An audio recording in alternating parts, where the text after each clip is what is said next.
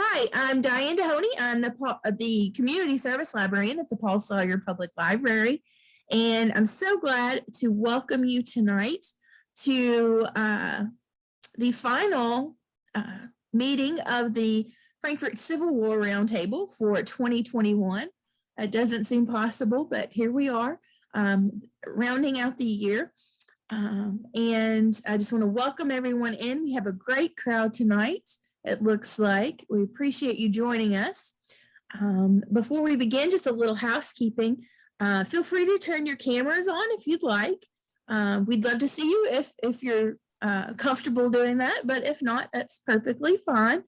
But do mute your microphone if you don't mind as we begin the presentation, in deference to our speaker, of course.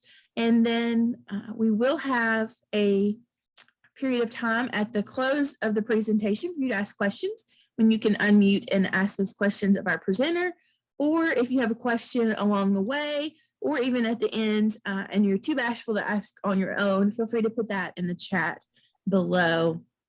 But I am going to turn it over to the coordinator for the Frankfurt Civil War Roundtable, Mr. Charles Bogart, to introduce our speaker for this evening. Charles.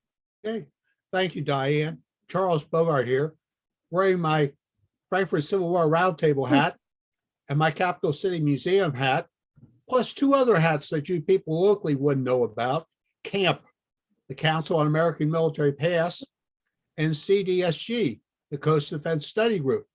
I know we got some other members out there from that. John and I are both members of CAMP and CDSG. I've known John for umpteen years, and his whole world revolves around third system forts. He doesn't know anything else in the world. He couldn't tell you who was president of the United States, but he can tell you about every contractor who ever had a contract to make a brick for a third system fort. He knows that stuff. He knows all the guns and everything. John has me one. I've been to every third system fort except one, Fort Livingston. However, John's been there. I hope to get there this year. So third system fort was the most important system of forts we built before the Civil War. I'll make a comment. John may jump on me on this. You hear throughout the early literature of the Confederate people talking about all the money they're spending in tariff and they're not getting any money back, nothing out of it. Look at all those third system forts down on the right, and then all the auxiliary buildings that go along with it. Plus, that's sitting up in Maryland and Delaware. These are astronomically big places that, I don't want to say zillions of money, but millions and millions of dollars were spent by the federal government. John, jump on in and tell us about the third systems and the effect on the Civil War. Okay. Thank you for coming. I'll dive right in here. Let's see, here we go. Okay, so the third system of coast defense, we talk about these systems of defense chronologically. So the third system was the third group of forts that we built after we became a nation. We had colonial forts, and then the first system began in 1783 after we become a nation and started going that way. Then after that, we came up with the second system. Things were getting really nasty. The old forts were in disrepair, and we knew we were going to be fighting a war against either Britain or France, and that we have this big coastline. We needed some defenses there. So we built a second system right prior to the War of 1812. And that didn't work out for us all that well. During the War of 1812, we really did get our butts kicked. The British were able to run along our coastline and take over a whole bunch of cities there. They burned our capital, all this kind of thing. So in response to that, we decided we really needed something. So we built this system of fortifications. And one of the key points there is they were designed to repel a foreign invader. Nobody thought there was going to be a civil war within the United States, or war of northern aggression, or whatever you want to call it. But nobody had any inkling there was going to be a war within our country. This was all so that if the British decided to come back, or the Spanish, who had the second strongest navy in the world, or anything like that, may be attacking us. It consists of 42 newly constructed forts, plus a bunch of appurtenant structures, which are something less than a fort, either a battery or a tower, something like that. And they stretch from Maine through Florida on the Atlantic coast, down along into the Gulf of Mexico, along the Florida Strait, the Florida Keys, and the Dry Tortugas, which are 68 miles due west of Key West. And then up along the Florida coast from Pensacola, along past Mobile and into New Orleans. Texas was not part of the United States at that time. It came on later, and they actually made plans to build some forts in Texas, but the Civil War popped up and Texas seceded, and they did not build any forts in Texas, just the foundation of one fort in Galveston.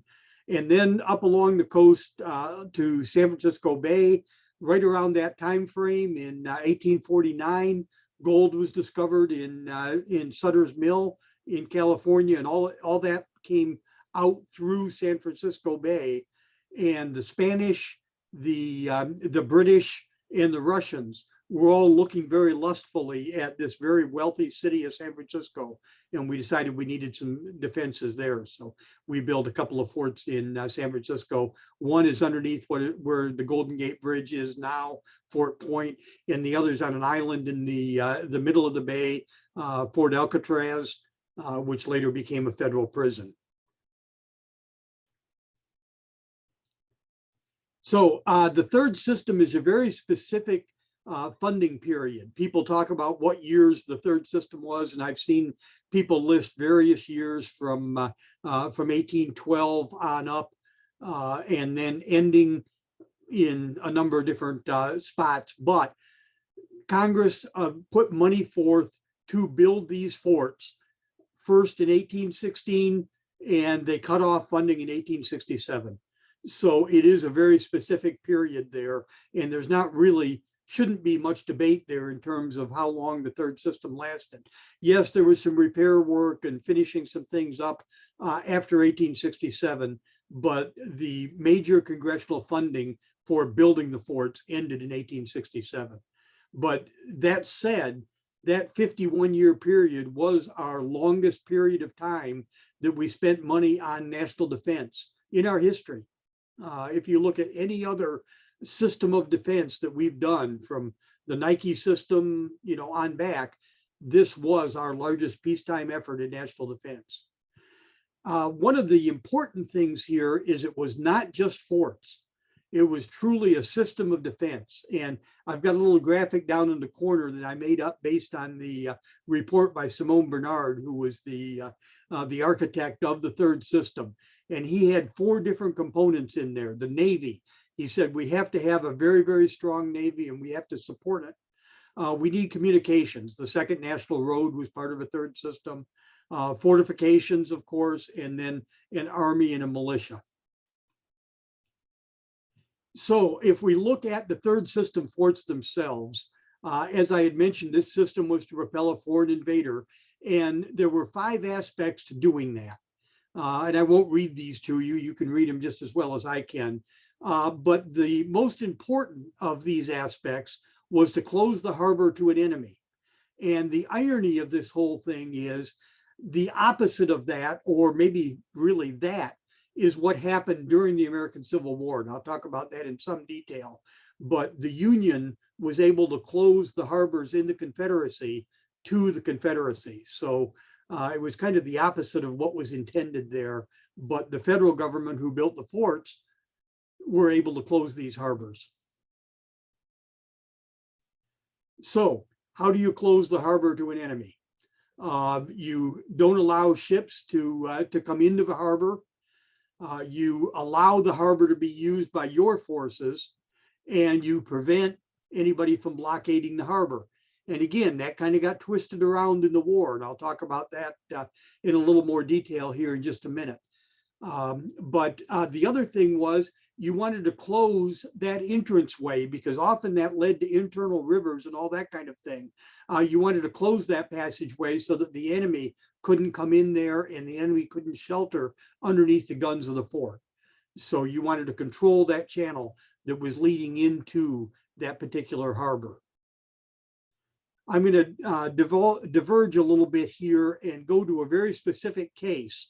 And you'll see as I go through this why this case was particularly important. And that involves Fort Sumter. Charleston was the most important seaport on the Atlantic coast. It was one of the largest cities in the South. The only city bigger than that, south of Philadelphia, was New Orleans. Population of over 70,000 people in 1860. Charleston had been a troublemaker city throughout its history. So the fact that the Civil War began in Charleston really shouldn't be very surprising to anybody. In fact, I was just down there. Charles was there as well. We were in Charleston, and one of the towns that's right near Charleston is called Secessionville. So everybody thinks Secessionville. That was something that popped up at the beginning of the Civil War. No, that city had been in existence for 30 years before the Civil War ever started. It took place during the nullification crisis when they wanted to secede from the Union at that point. That one city wanted to secede. So that whole area had a lot of rebellion kind of built into it. In 1832, when the federal tariffs were put in place, the city of Charleston voted that those tariffs could be nullified by the city. They didn't have to pay them. And the federal government ended up having to send troops in there to put down this crisis and to take control of Charleston again. This is the customs house in the photograph there that I have where all of these things took place in 1832. So Fort Sumter dominated Charleston Harbor. It's this beautiful three-tiered coastal fort, absolutely magnificent. It sat on this shoal in the middle of the harbor where everybody could see it from the city, and it was right adjacent to the main channel, so the ships had to go very near that shoal to get into Charleston Harbor. And when it was built, it was the very latest in technology for fortifications. Simon Bernard and then Joseph Totten borrowed on the ideas of Montalembert, a French fortification expert, to build this absolutely magnificent fortification. But it wasn't just a nice defensive structure in the harbor. It was a federal structure, and therefore it was a huge symbol of federal power. Anybody coming in and out of the harbor saw this huge fort with the U.S. flag flying over the top of it, and that really ticked off some of the people from Charleston. It would have a very large garrison in the fort, and it controlled everything that was trying to come in and out of the harbor. Beauregard called it the Gibraltar of the West. He was a great engineer before leaving the Federal Army and becoming a general in the Confederate forces. But he had been involved in the construction, design and construction of the fort, and he knew how powerful this fort was. I'll talk about that a little more in a minute here. But this huge fort had a lot of symbolic importance to it, as well as its physical importance. It wasn't done yet, though. They were still working on completing the fort. They only had a few guns mounted, 15 guns out of the 135 guns it was designed for. It had 127 men.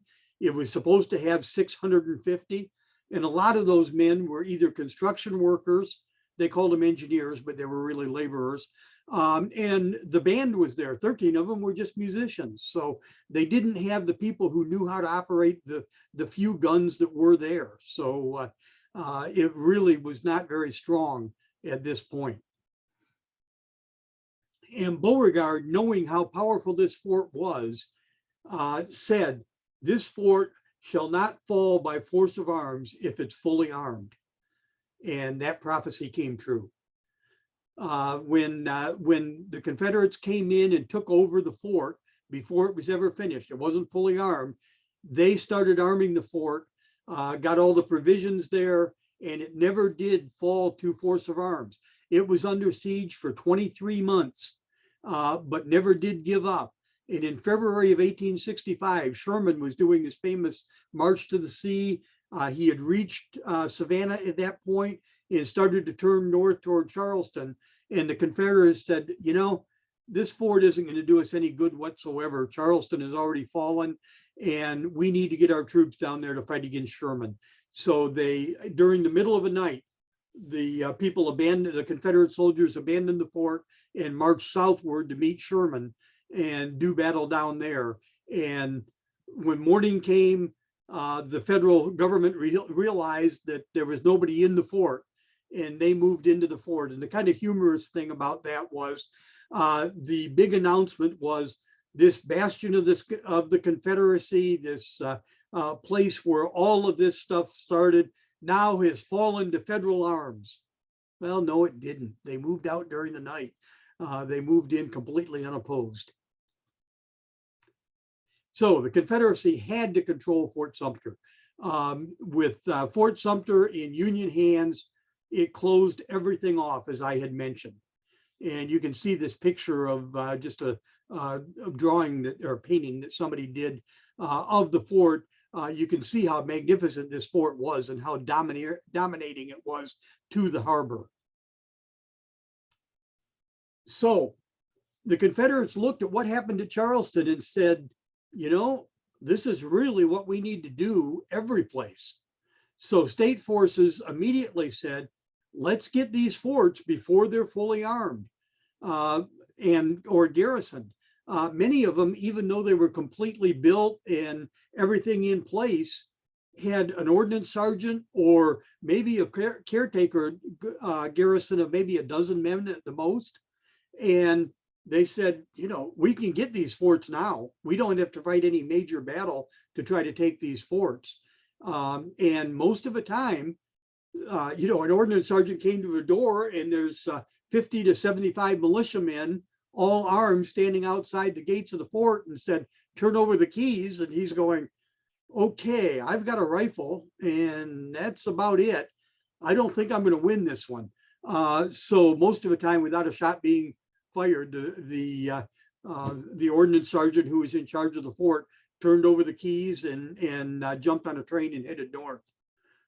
And they were happy, the Confederates were happy to pardon those guys and send them back to their families and this kind of thing in exchange for them not trying to put up a resistance. So these forts were taken over. Now, there were a few forts, 5 of them in number, that were either too powerful or too heavily garrisoned at the outbreak of hostilities to be taken. Fort Monroe in Hampton, Virginia, largest fortification in the Western Hemisphere, 37.5 acres inside the moat. Fort Calhoun, right across the water from Fort Monroe. Fort Taylor, a huge fort down in Key West. Fort Pickens, another very large fort in Pensacola. And Fort Jefferson out 68 miles due west of Key West in the Dry Tortugas, which incidentally is where I spent my honeymoon. My wife knew what she was getting into. She was definitely marrying a fort nerd. We went to 4 forts on our honeymoon. So Winfield Scott said, we need to starve out the South. So all we need to do is blockade the ports. The South doesn't have a blue water navy at all. They have some river ships in their military, and that's about it. Coastal forts were very significant in this. And whether or not the Anaconda Plan really worked sometimes is debated. But in terms of the fort closing harbors, nobody really debates that. That's just plain a fact. And if you look at what they derisively called Scott's Great Snake, the Anaconda Plan, coming all the way around the South, that's where the third system forts were. So Union says, we can blockade the South, no problem. They don't have much of a navy. We should be able to control the ports. Not true. it turned out since the cities and the forts all belonged to the Confederacy, these blockade runners could get past the fleet. If you think about it, the ocean's a big place. And if you've got a very fast ship, faster than the blockade ships, you could get past. And they had a lot of steam powered, where most of the blockading ships were just sail ships. The steam powered blockade runners, that were a lot of them built in England, were able to slip past these and get underneath the guns of the fort. And all they had to do was get within range of the cannon of the fort, and the blockading ships couldn't follow because they knew they'd be sunk by the guns of the fort. So the blockade was not working. There were some ships captured during the blockade, but in general, we were about as porous as a screen door. But the third system controlled all of these harbor entrances, and the federal government realized the only way to make the blockade work was to bring these forts under federal control. So if you look at where the key harbors were here, I've listed them all down here. These are all the major harbors of the Confederacy. And this was the lifeblood, because there was not a lot of industry. Agriculture was very limited in the Confederacy. It was primarily things like cash crops such as cotton, and they bought all the other crops from the north. The money they made on the cotton allowed them to do that. But all of these harbors were what were driving the trade, and everything west of the Appalachians had to come through New Orleans, and then subsequently through the Florida Strait, past the Dry Tortugas in Key West. So every one of these harbors, as you go down and look at them, had a third system fort at that harbor. So you can see all of these forts, or all of these harbors along here, and then these blue pentagons all indicate a third system fort. So you can see that this was completely ringed with third system forts. It's been shown, Crimean War and battles before that, that a masonry fort was always superior to a ship-based cannon. The only way to knock down a masonry fort is to hit the same spot over and over with your cannon. And on the deck of a ship that's moving around all the time, you couldn't do that. It was too unstable a platform. So the only way to reduce a third system fort was with a siege, with land-based cannon. So they knew that the Navy couldn't handle this by themselves. This was proven once again at Fort Sumter. Fort Sumter keeps popping up here in various different things that happen, but the Union Navy sent in their latest ships, the monitors that were the cheese box on a raft. I've got a sketch of one shown down below. In the background right here, you can see this is Fort Sumter over here. Fort Moultrie was located there. Here's a Union steam-powered ship back in the background here. But these monitors came in and attacked. They were armed with the latest rifled cannon, as well as smoothbore cannon. Only minor damage occurred to the fort. They sunk one of the ironclads, and the other two were able to escape without significant damage. But it was just a complete failure. So once again, that proved what we were talking about. Even the steam-powered ironclads, the people were saying at that time, you know, well, that's the old sailing ships were the problem. Not true. Armed with the latest rifled cannon, steam-powered ironclads could not win that battle. Now, what could happen at a third system fort is they could run past the fort with military ships only. Merchant ships couldn't do it. But at Mobile Bay, at Fort Morgan, Farragut hung chains over the sides of the fort, of the ships rather, kind of like chainmail armor that they used to use in the old days of knights. And that way, when a ball would hit those chains, it would spread the force against the side of the wooden ship. So kind of a faux ironclad, if you will. And at Fort Jackson, they did the same thing. And when they did that, they lost some ships running past the forts, but they were able to get the main part of the fleet past the fort. So now you created a stalemate.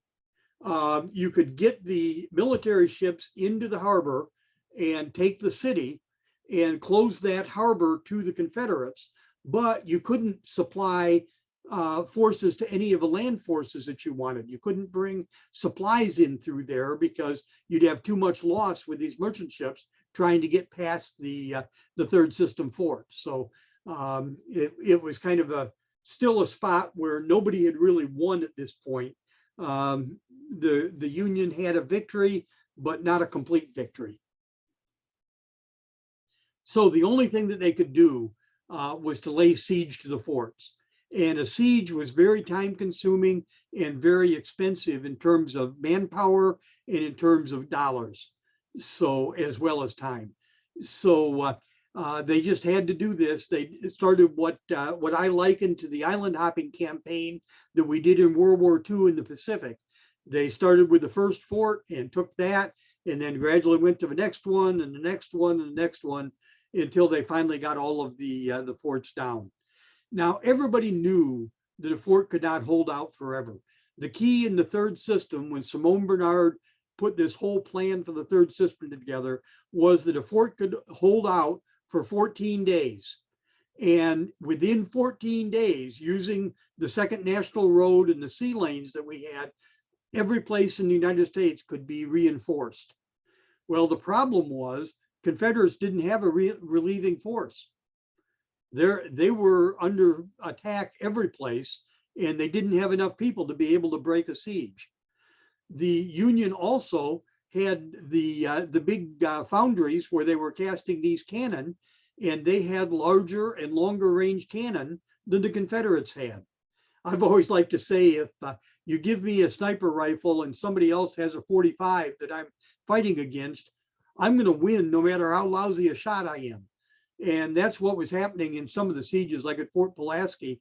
The Confederate cannon couldn't reach to the spot where the Union cannon were located. And the Union cannons just kept firing on the fort and eventually knocked it down.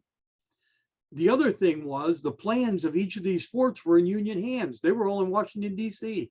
The Corps of Engineers built these forts, and they had all of the drawings. So if you wanted to fire on a weak spot in the wall of a fort and have the balls reach near where the magazine was, which would blow up the entire fort, you just looked at your drawings and said, okay, I need to put my cannon here and aim in this direction. So a real unfair advantage, if you will, for the attacker.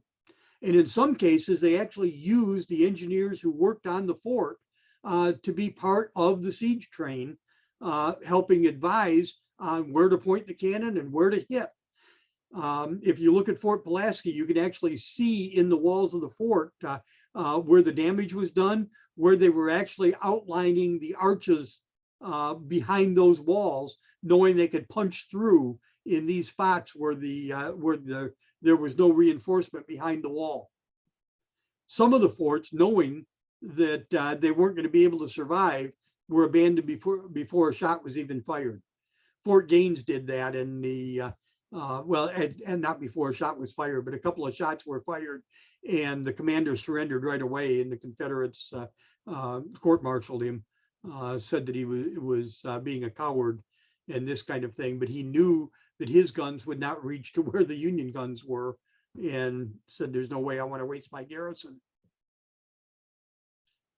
So if we look at the forts where they were located and what happened, all of the forts north of Hampton Roads remained in Union hands. We had Fort Delaware. That's a beautiful, tall fort on an island. No way anybody was going to take that. Fort Carroll, also an island fort. It was built on a shoal in Baltimore Harbor. And no way that was going to be successfully attacked. Remember, no blue water navy for the Confederacy. Fort Washington was very well armed and garrisoned at the outbreak of the Civil War. That was one of the few forts defending Washington, D.C. They built a whole bunch more after that. But at the outbreak of the war, Fort Washington was was one of the only forts there, and therefore all of the Washington, D.C. protective garrison were located at Fort Washington. Monroe and Calhoun were very powerful, very large forts, and they had a very large garrison who was in place there. So the Confederates knew better than to attack that. I actually have a presentation that I've done called The Battle for Fort Monroe, the attack that never happened. And it explains why they would never have attacked Fort Monroe. If we go down and look at these forts along the coast, you can see where they are. And this is Fort Delaware, as I say, a nice, tall, beautiful fort, 3 tiers of cannon, very powerful, wet moat, and then it's located on an island as well. Fort Monroe is on a peninsula, has a beautiful moat surrounding the fort, and it's huge. As I say, 37.5 acres inside this moat. Fort Washington sits on this bluff overlooking the Potomac River. There's a gorge behind it, which would make it very hard to attack from the rear, and it had good rear defenses. And then this slope down here leads right to the Potomac. You can see this is the shoreline right here, little lighthouse down there. And there was a large ravelin located right here with a lot of seacoast cannon in that as well.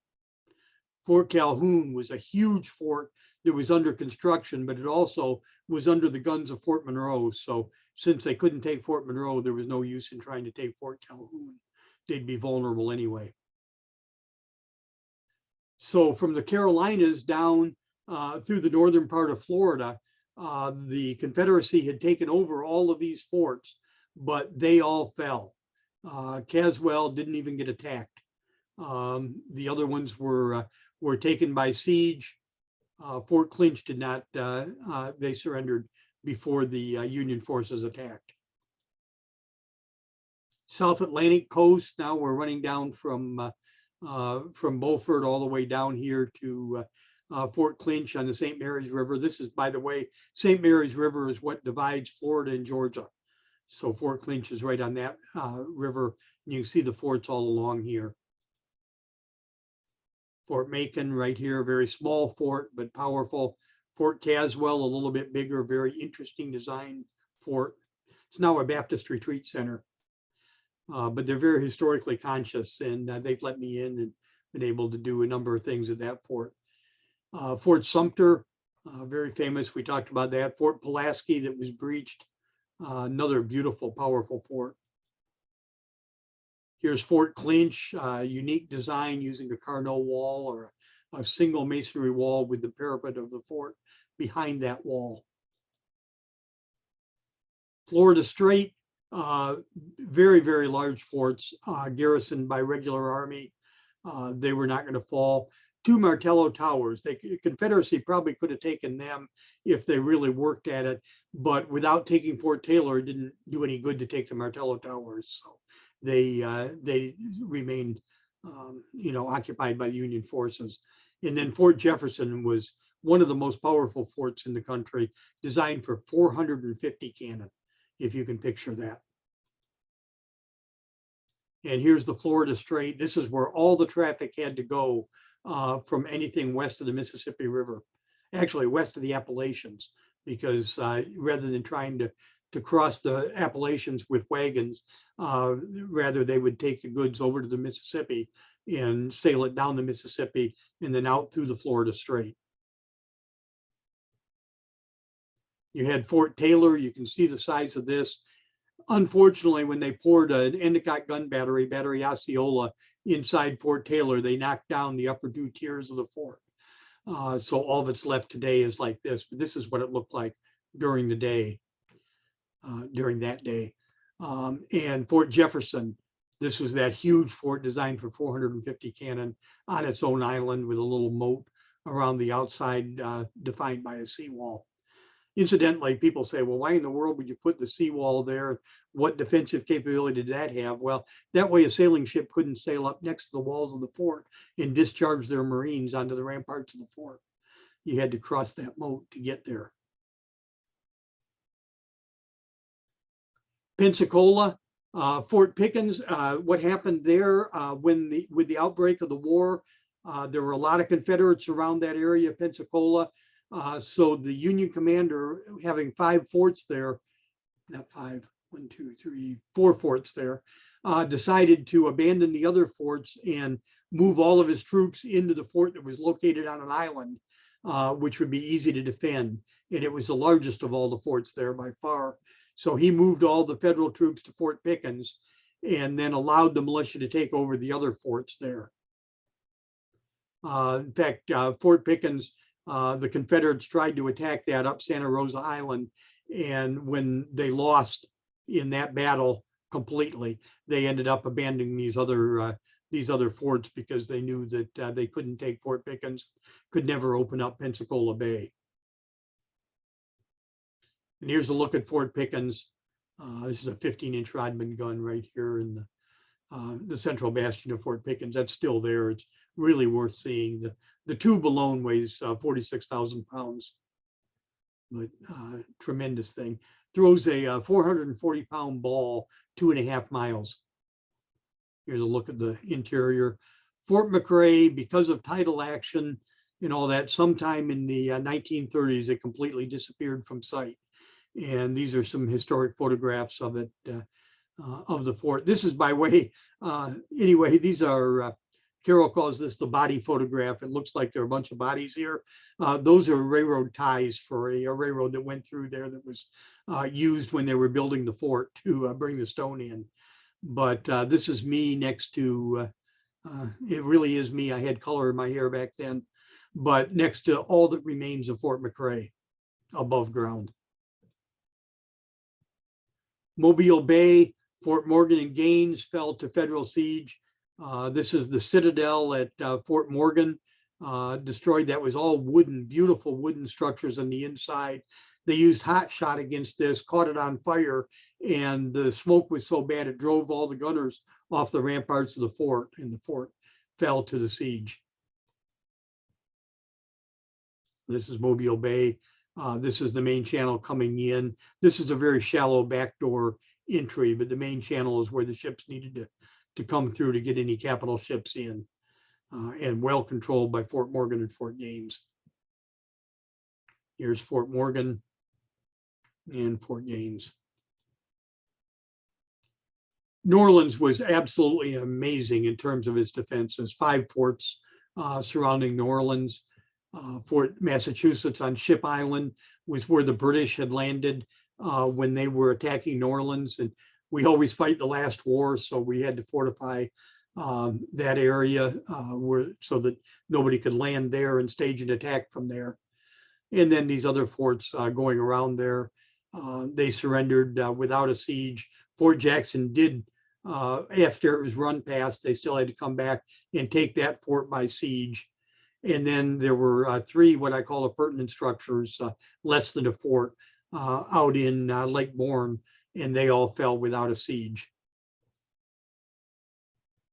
And this is a look at a map of New Orleans. You can see all these. This is Ship Island, where the main channel comes in into Lake Bourne. Fort Jackson on the channel coming up the Mississippi River. The backdoor approach, Fort Livingston. So here's Fort Massachusetts, a very small but powerful little fort, smallest in the 3rd system. Fort Pike, another really interesting fort with a curved face to it. Fort Wood, a near twin to Fort Pike, a little bit smaller, but the same number of guns. They used some innovations in designing the casemates there to be able to make each gun position a little bit smaller. Fort St. Philip was an old colonial fort built across from Fort Jackson. And during the 3rd system, the wall was raised higher and it was modified to be able to take much larger cannon. You can see the gun positions here. That's all part of the newer scarp right here. That's all filled with dredgings, if you will, at this point in time. Fort Jackson was one of the key ones that was right along the Mississippi River. You can see that down here. That's the one that they managed to run past, but then had to take by siege. A little trivial thing about Fort Jackson, which is kind of interesting. the federal engineers knew these forts very, very well and knew their vulnerabilities. Well, Fort Jackson was built below sea level. So the Mississippi River, right outside here, you can kind of tell here, the river is actually higher than the level of the parade of the fort. So there's a big dike there that was built to hold the river back. So instead of firing on the fort, the first thing that Porter did with his mortar boats was blew up the dike. When he blew up the dike, that flooded the fort. Well, when it flooded the fort, it flooded the latrines. So the soldiers in the fort were walking in knee-deep sewage around the fort. They mutinied and surrendered the fort. You can understand why. Fort Livingston, unfortunately, tidal action knocked off about half of the fort, a little less than half of the fort right here.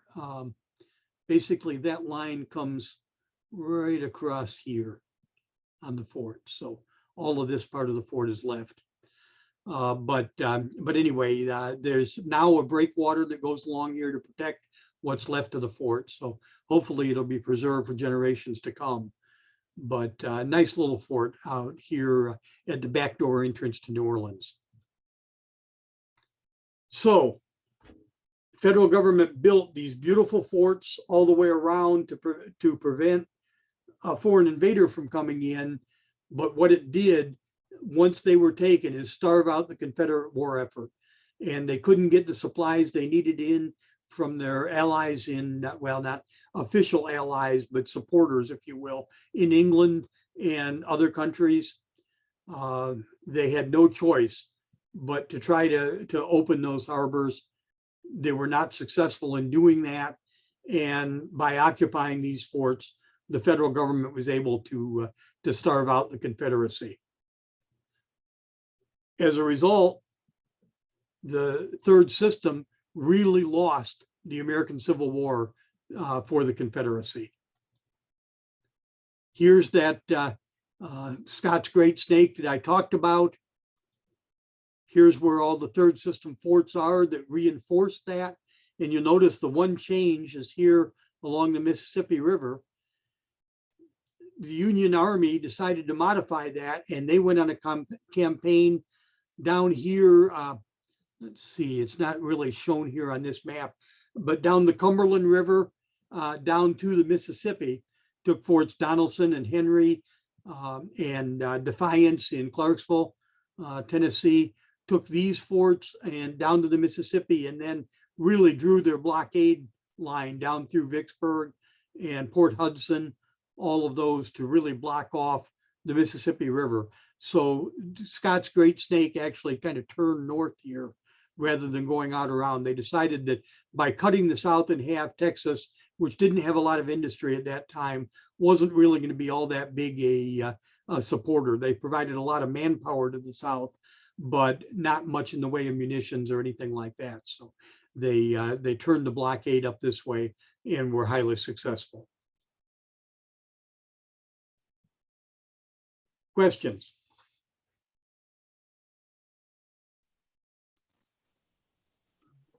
A comment, Charles Bogart Yes. here. One of the interesting things is that the Union is forced to do a close blockade. They got to stop a ship within 3 miles of the Confederate coast. They want to go out farther and stop ships, but the Royal Navy won't let them do that. The Royal Navy says, no, the rules are you catch a ship within 3 miles. You move to World War I, and what does the Royal Navy do? Nope, we're not going to do a close blockade. We're going to do a far blockade.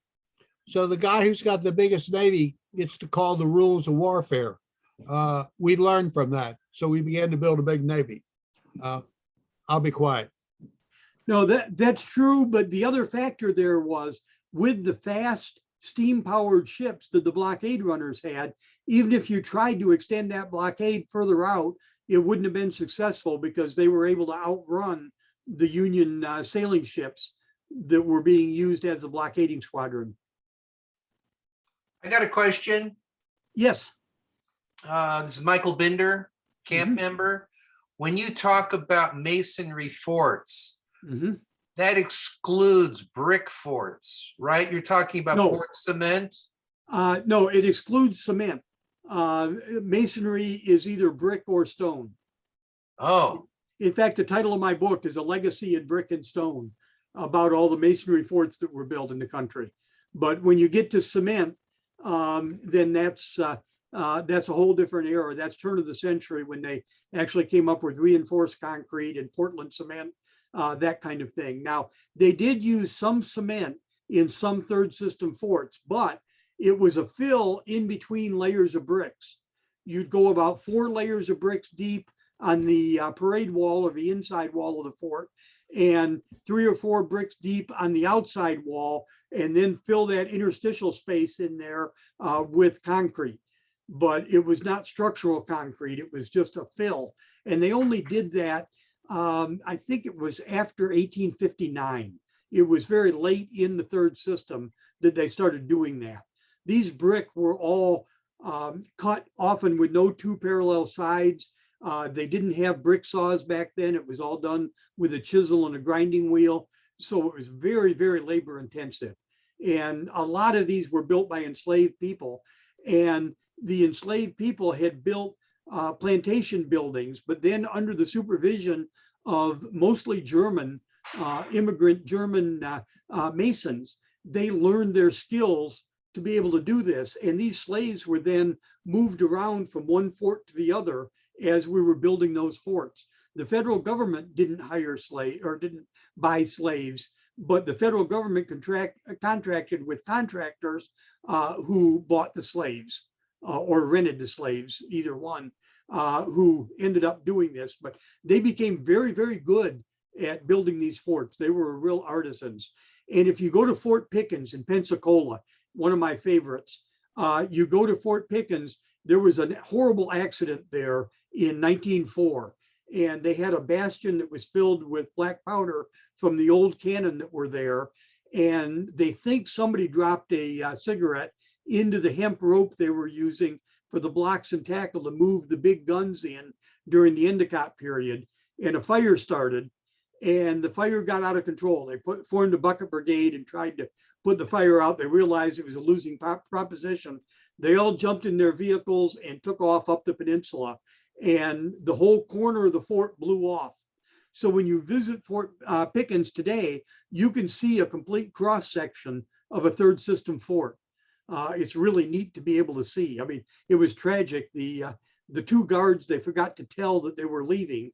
One of them rolled up against the seawall and the blast went over his head and he was deafened for the rest of his life. The other guy didn't know enough to do that and he was killed in the explosion. But for us today, we can actually look at that, and all of these masonry joint or mortar joints rather are exactly the same size. The bricks are tapered. The mortar wasn't used to make up for an angle.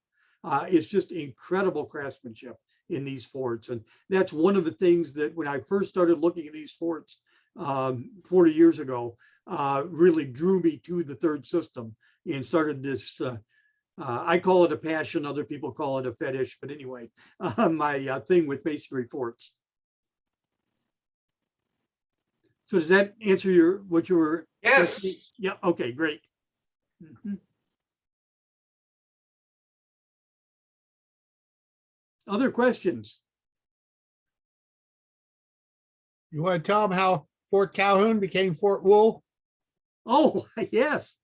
Well, John C. Calhoun was a very important politician and in North Carolina, and that was quite nearby where they were building this fort. And you try to name forts after people to kind of have political capital in there and all this kind of thing.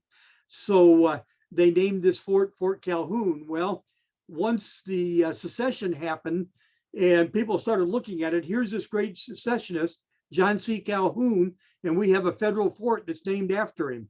That doesn't seem to make an awful lot of sense. So politically, that was unacceptable. John Wool was a famous soldier during the War of 1812, and they ended up naming the fort after him. So get the name Calhoun out of there. Yeah.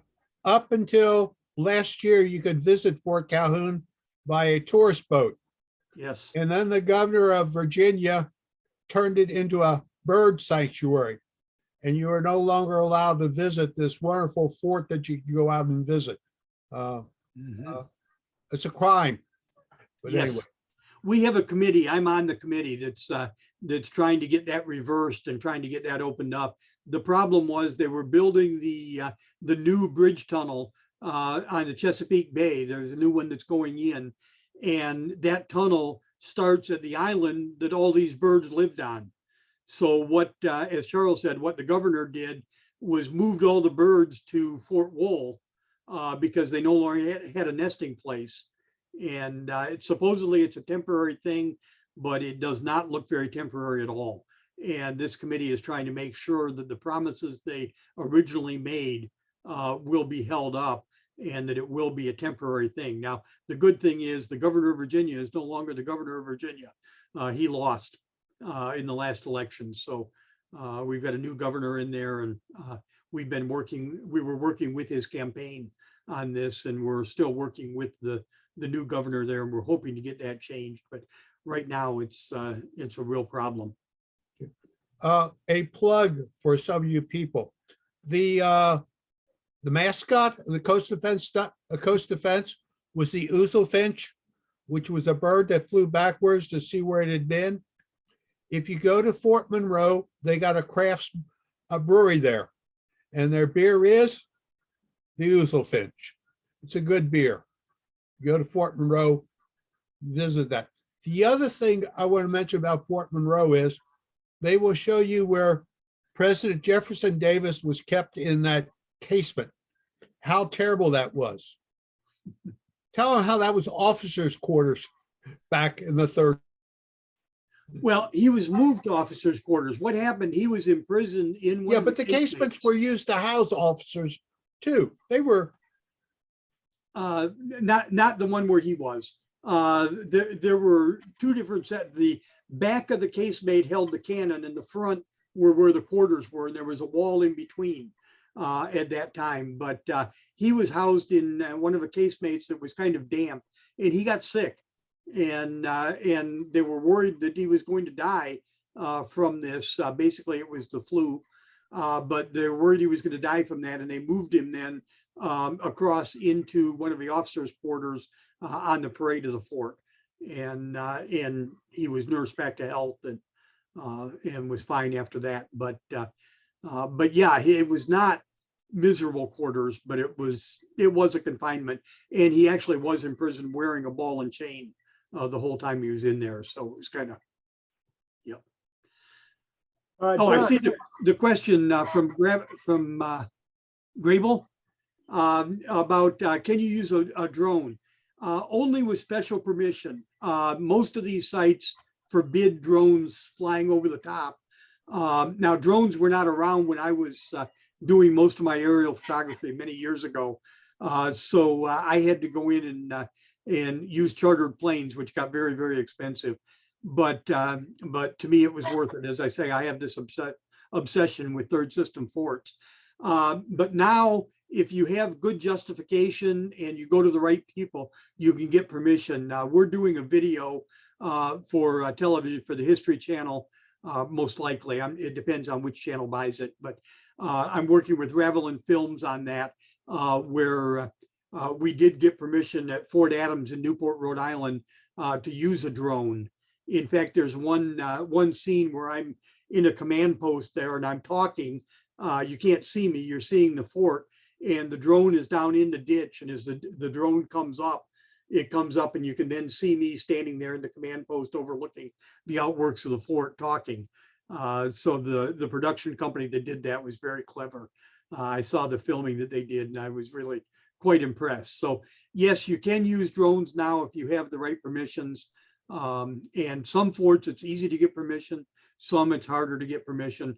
It's kind of like visiting the forts that are not open to the public. Sometimes it's real easy, sometimes it's not. A quick little story about renting airplanes. I rented an airplane from Key West to fly out take aerial photos for Fort Jefferson. Mary Ann, my wife, was with me. We got up, my door popped open, and the pilot declared a Mayday. We turned and we landed. Mary Ann knew it was a Mayday, And after we landed, she wanted to know where this plane was that had the Bay Day. And I informed her it was the plane we were in.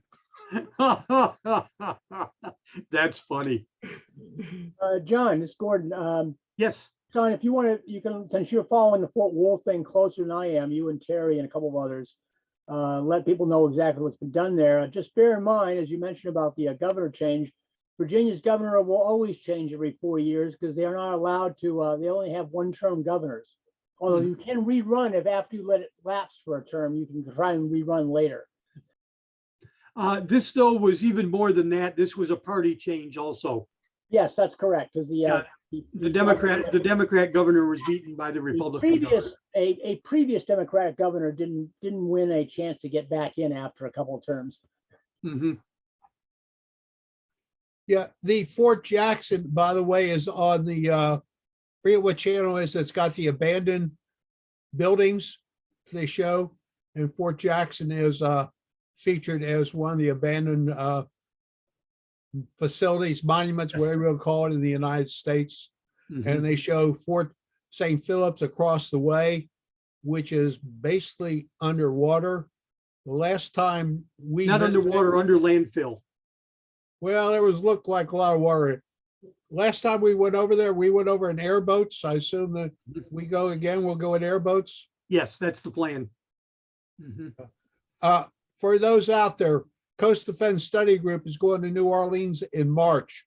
We're going to be visiting all these forts, airboats to Fort St. Philip and other boats out to some of the other places, or we'll get there somehow or the other.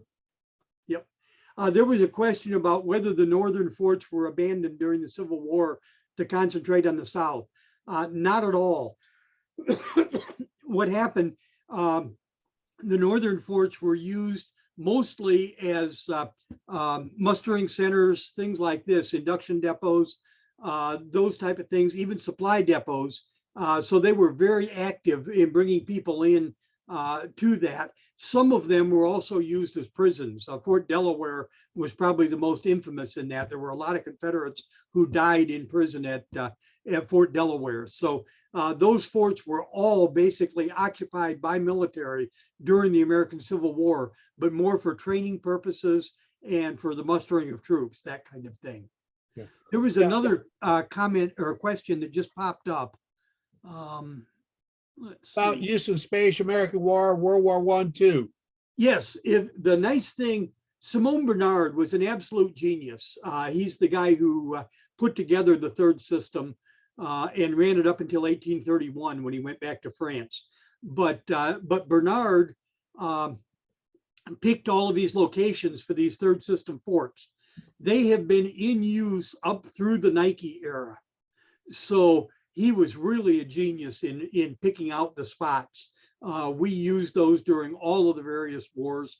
Fort Jefferson down in the Dry Tortugas, if you fly over that or look at pictures of that, aerial pictures, you'll see these big areas of pilings out on two different sides of that. During the Spanish-American War, they built these huge coaling stations on those pilings, and the American fleet would come in there and reprovision at Fort Jefferson during the war.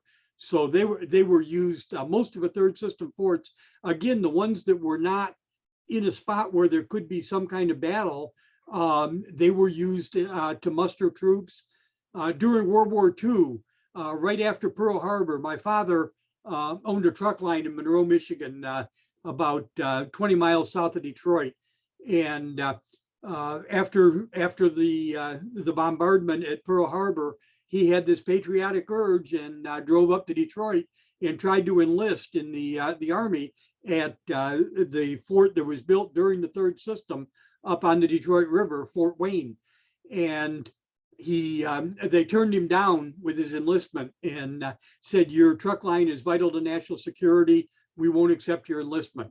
So my father, being the stubborn individual, and I didn't inherit any of that, but him being the stubborn individual that he was, turned around, drove back down to Monroe, sold the truck line, came back up, and ended up as ordnance officer in the 9th Armored Division during World War II. So, Fort Wayne was a very major induction depot. During the Vietnam War, a lot of the troops, basically everybody from the Michigan-Ohio area that went into the Army during the Vietnam War went in through Fort Wayne in Detroit. Are any of the forts now national parks? About a third of the third system forts are national parks. About half of the third system forts are owned by state organizations, usually the State Park Service. And then the other balance, I won't try to do the math there, between a third and a half, but that other fraction are either owned by communities or counties. One's owned by a parish down in Louisiana, that kind of thing. And one of them is a Baptist retreat center. So they're owned by various things, but National Park Service owns about a third of them, which is certainly the majority or the largest stakeholder. And then individual states have a number of them. Like Maine has 1, 2, 3, 4, 5. Maine owns 6 of them, the state of Maine. I've done a lot of consulting for the State Park Service in Maine in training their rangers and that kind of thing. So, yeah. As Scott pointed out, the Civil War northern forts were in use during the Civil War were staffed. There was always concern about raiders or something coming in. And besides the notorious Fort Delaware prison, which was actually outside the fort, Fort Warren and Boston Harbor actually held Confederate officers for a great part of the war. Yes. In the fort itself, and they complained about being fed this lobster all the time. We had a new question come in about why the forts weren't armed sufficiently. Well, from what I've been able to gather in reading all of these various reports and letters and all this kind of thing, is the Ordnance Department did not plan ahead very well. And while we were building all these forts and the engineer department was outlining how many guns it was going to take to arm these forts, the Ordnance Department was not building enough cannon. So that was where the real problem came in. They had to ration cannon to the various forts. Now, there was a little bit of not wanting to provoke the South in some cases. When they wanted to reprovision Fort Sumter, the very first ships to come in there were unarmed merchant ships. And cadets from the Citadel, most people know that story, but cadets from the Citadel actually fired on those ships and they turned around and hightailed it back to Washington. And it was when Lincoln actually sent armed ships along with the ships to reprovision Fort Sumter that Beauregard made the decision that we have to take this fort right now because they're going to reprovision that fort by force and we're never going to be able to take it if we don't do it now. So there was a little bit of that was involved in it, but mostly it was the Ordnance Department never kept up. And even at the end of the war, no third system fort was fully armed. They just had not built enough cannon by that time. Does that answer your question? Yes, thank you. Yeah, you're welcome. Incidentally, there was a huge armament change that took place during the course of the war. There's a treatise that was written in 1862 and people didn't necessarily follow that at first, but then they realized that it was absolutely true. J.G. Barnard, not Simone Bernard, but this is Barnard, J.G. Barnard, U.S. engineer, West Point graduate, that kind of thing, wrote this treatise about the 15-inch Rodman gun and the casemate embrasure. I've got a copy of it up here, but it's a short little treatise, but very informative. But anyway, he talks about the fact that an ironclad steam-powered ship can run past any third system fort unless that fort is armed with a 15-inch or larger Rodman gun. And the Rodman guns were the very large cannon that were made. And from that point on, they realized that that's what we have to do. There was one problem. The 15-inch Rodman cannon would not fit in casemates of a third system fort.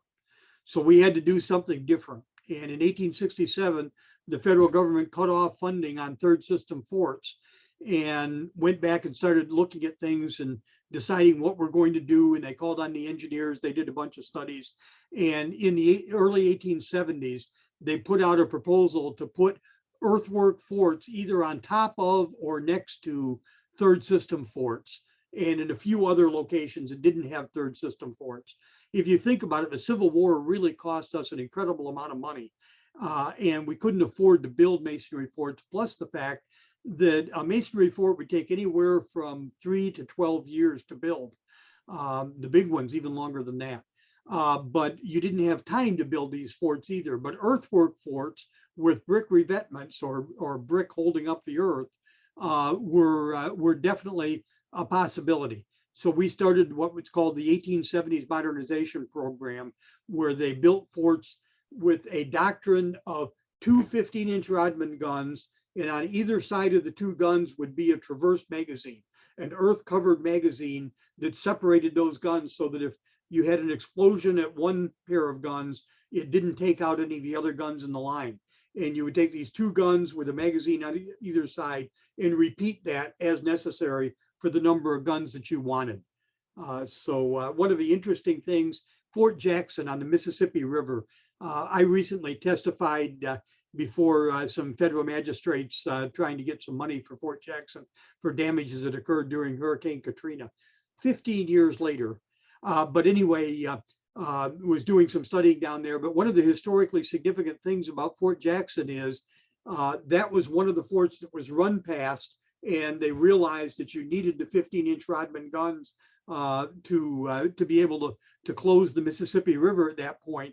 And then they built the 1870s batteries. So if you go to Fort Jackson on the Mississippi, you can see where that doctrine was proven correct and how it was implemented.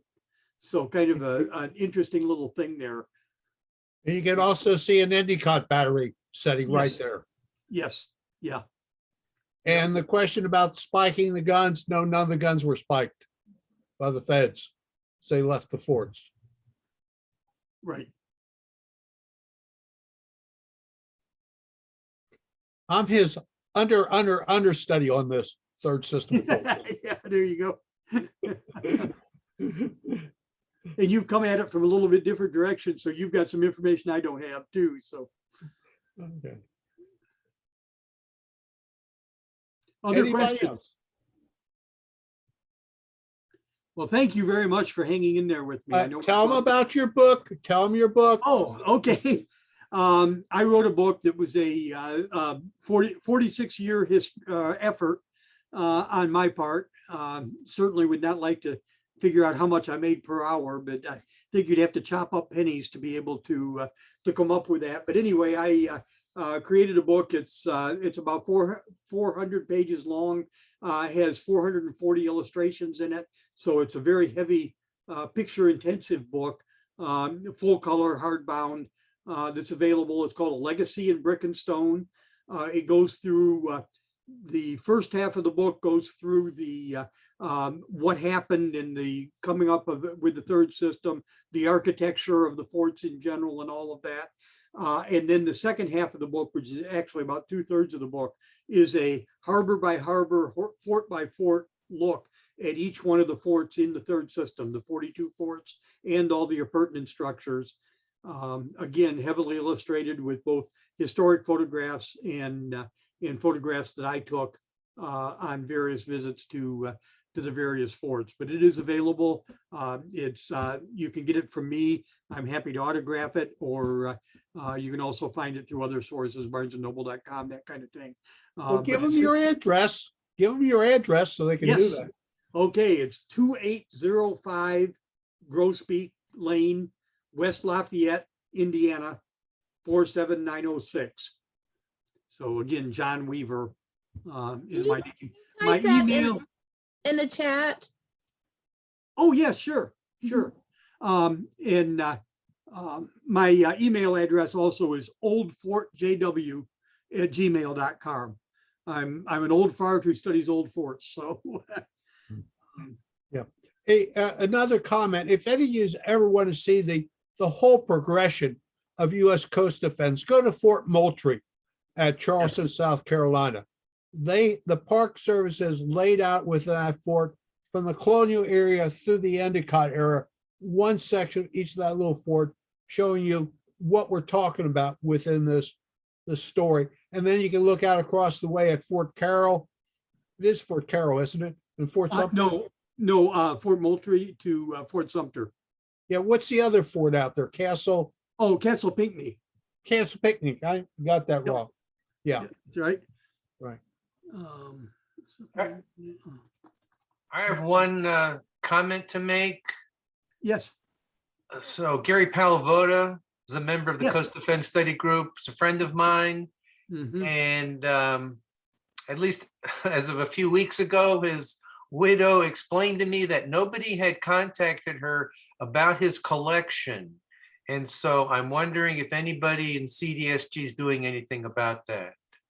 That's a good question because he had a marvelous, marvelous collection. Yeah, that's somebody, we mentioned that at the conference and somebody was supposed to follow up. I can't remember who that was. Here. Neither do I. Yeah, that was brought up.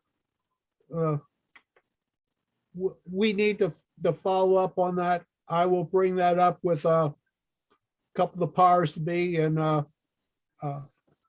just, my mind shut down, our other CDSG person out there. Okay. Mr. Weaver, I think Gordon. we missed one question here. Yes. When did the Union lose the forts at New Orleans, and when were they recaptured? Okay. I do not know the answer to that without doing a little more research. Sorry. I have that information, but I don't have it at my fingertips, I'm afraid. They It was very lost- early in the war that the Confederates came in and took those over. So I would guess that was all in 1861. And then I'd have to go back and look at the dates. I do have the dates, but I'm not sure when it was that that they were returned to the Union. One of the things is, if you go there today, you're not seeing what you would have seen if you've been there in the Civil War. I just wrote a book on the Patterson's engineers, and they talk about being there in 1864.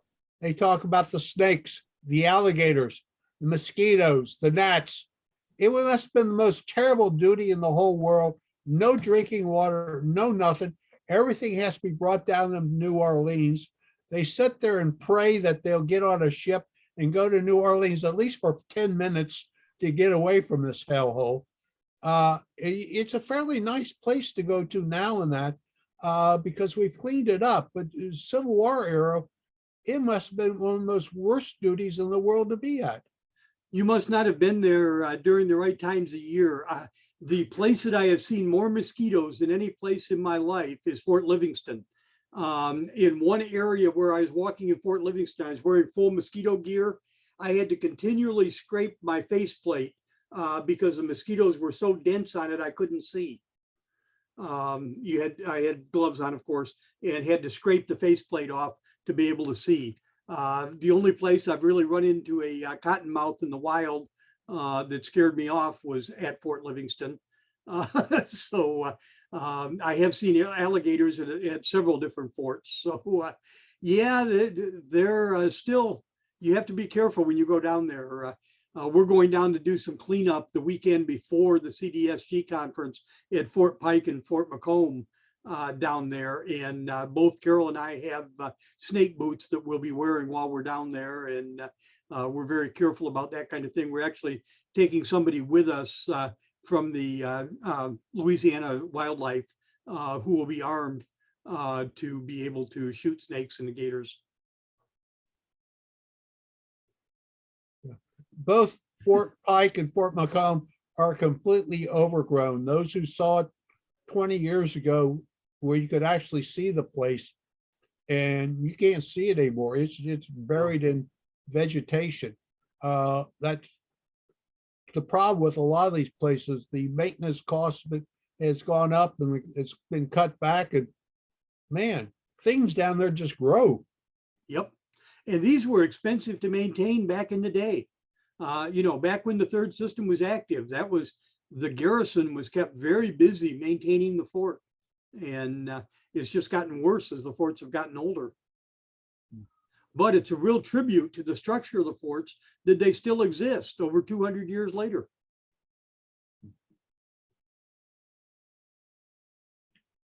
Okay, we answered all the questions, Diane? I think so. Did anyone else have a last minute question or comment?